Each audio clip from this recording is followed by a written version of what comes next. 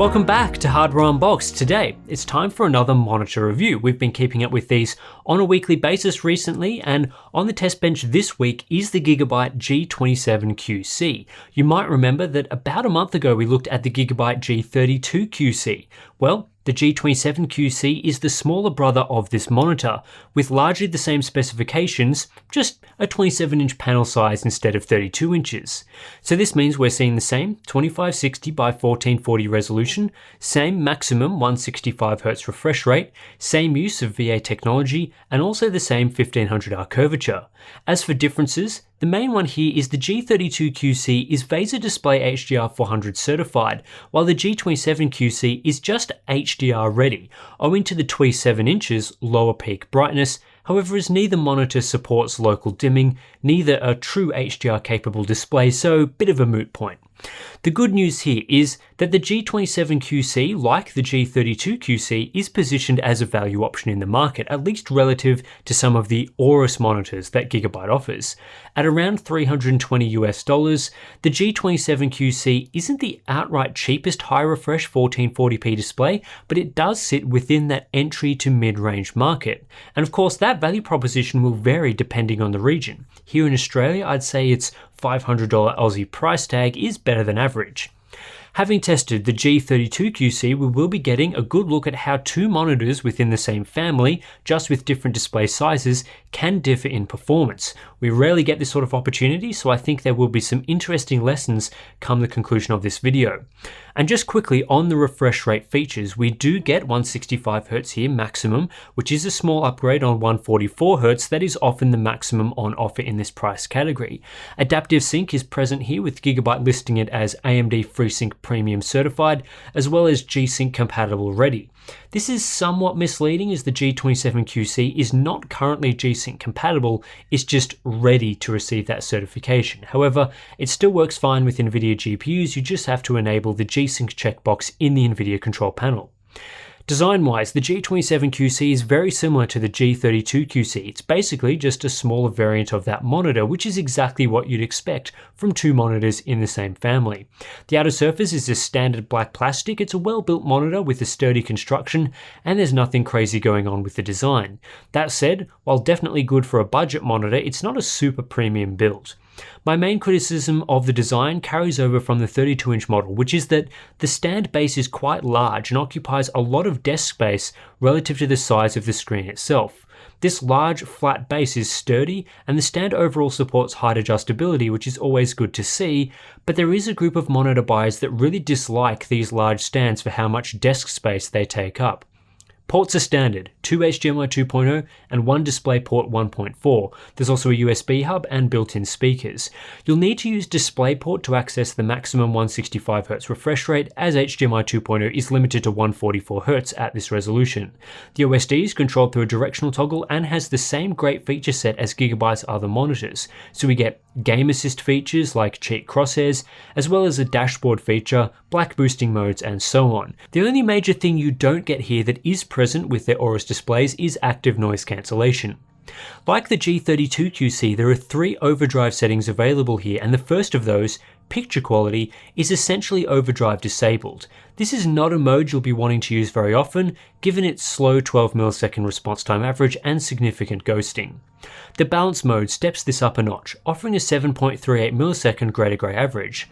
However, this isn't fast enough to keep up with the 165Hz refresh rate, with just 56% compliance, so in practice we do see smearing here.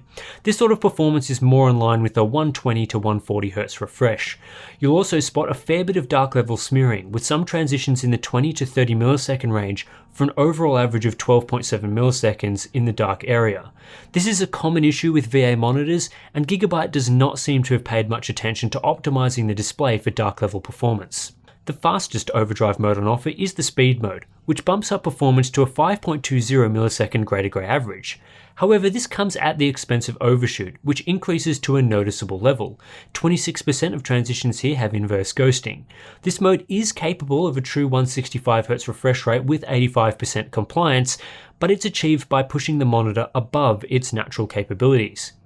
This leaves us in a tricky situation for 165Hz gamers. Our options are the bounce mode, which offers response times that are too slow but without inverse ghosting, or the speed mode, which is fast enough but has inverse ghosting. In practice, the difference between these modes is either dark ghost trails or bright inverse ghost trails. Neither option is fantastic, but I think the speed mode has the clearer image of the two, so it's what I'd recommend for high refresh rate gaming. With that said, the speed mode is only suitable for the very upper refresh rates. Down at 120Hz and especially 100Hz, the level of inverse ghosting is very noticeable, and at any lower refreshes like 60Hz, the mode is practically unusable. For gaming in that 60 to 100Hz range, I'd recommend dropping to balanced, which still has some inverse ghosting but not to the same extent as the higher mode. I'd describe the level of overdrive optimization here as poor. We have a fairly common situation where no overdrive mode is capable across the entire refresh range, but this is compounded by no mode really offering a great experience at the maximum 165Hz refresh rate. I do believe this panel is capable of 165Hz gaming, but Gigabyte really needed to offer a mode between the balance and speed modes to hit that sweet spot. Compared to other displays, the G27QC doesn't necessarily offer the worst greater grey response times at the maximum refresh rate, but it definitely offers high levels of overshoot to get there. A 5.20 millisecond average puts it within the ballpark of mid-range IPS monitors, like the Asus VG27AQ and Pixio PX7. However, these IPS panels clearly deliver less inverse ghosting, and therefore a better experience.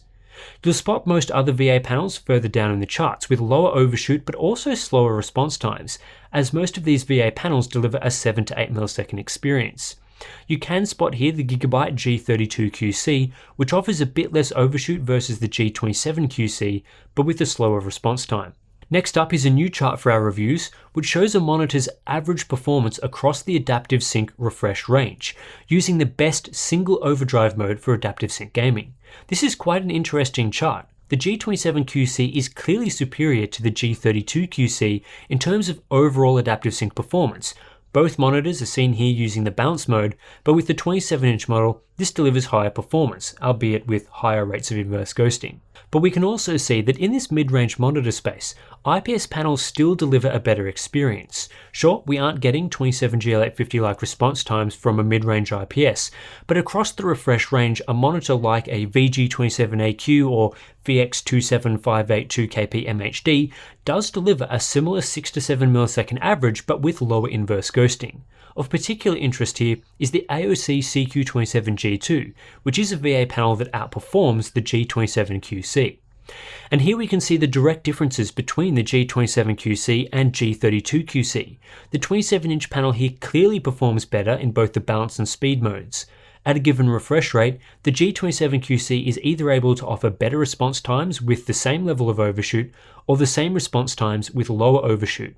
Neither monitor offers outstanding overall performance, but it's a good reminder that a smaller variant of the same display does not always perform the same, because the physical panel is different. Similar to how different monitors using the same display panel can also perform differently, as each OEM can tweak overdrive in different ways. Back to the overall comparisons, and the G27QC does feature dark level smearing. If you're using the speed mode like was tested here, it's not the worst dark level smearing, but it is an issue with this VA panel. If you are concerned about this aspect of VAs, you'll need to opt for an IPS panel instead, which do not suffer from the problem.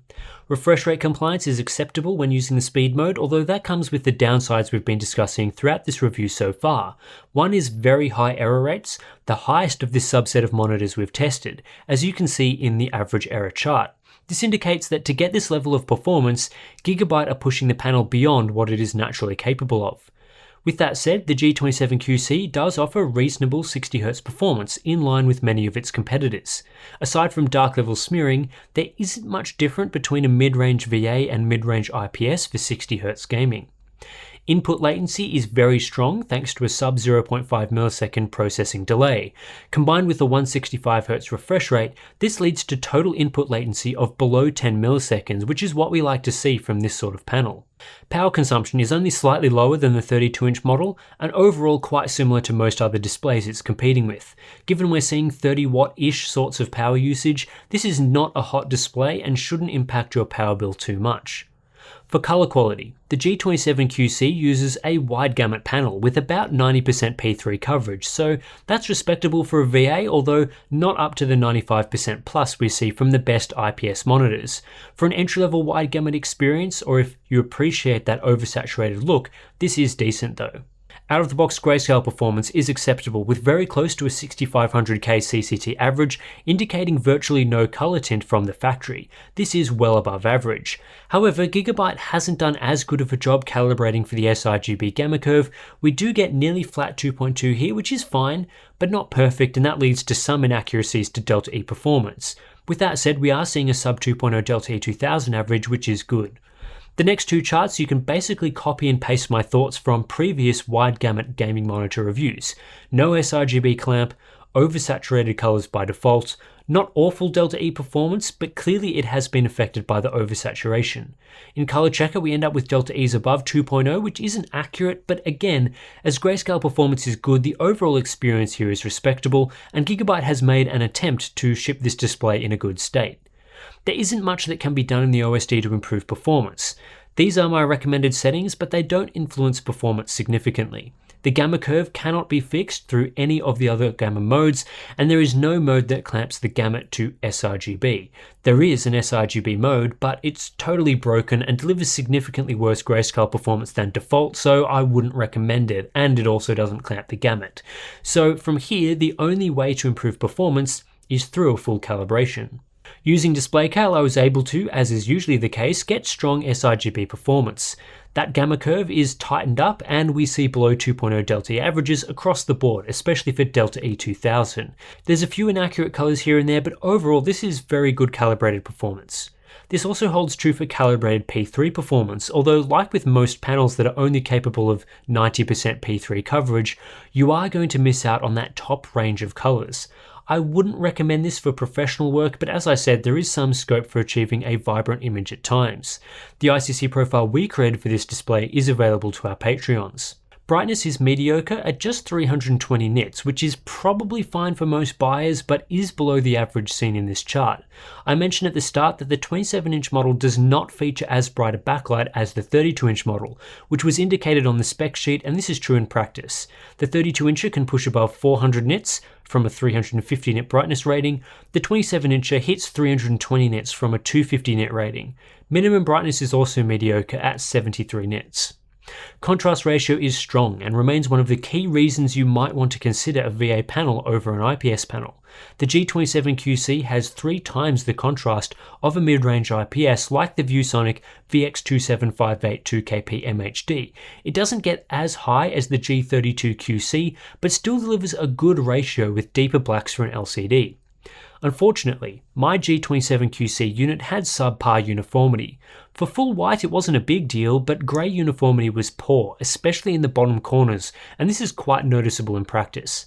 I also observed some backlight bleed, again in the bottom corners. Not the best result in this department, although not that unusual for a budget to mid-range class display. At the end of the day, the Gigabyte G27QC delivers a fairly standard entry-level to mid-range monitor experience for the specifications.